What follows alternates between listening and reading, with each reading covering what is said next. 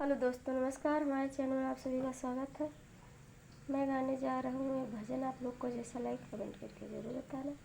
अच्छा लगे तो लाइक शेयर कर देना।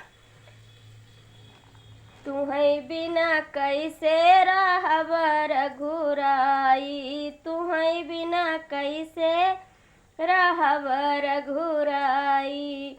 भूख लगे भोजन कहाँ पैबे, भूख लगे भोजन कहाँ पैबे, कहाँ पैबे दूध मलाई।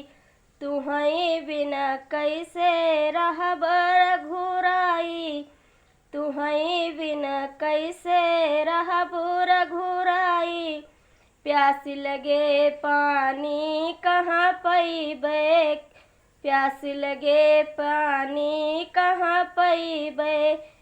जीव तुहर कुम्हलाई, तुम्हें बिना कैसे रहब रघुराई, तुम्हें बिना कैसे रहब रघुराई। नींद लगे बिस्तर कहाँ पैबे, नींद लगे बिस्तर कहाँ पैबे।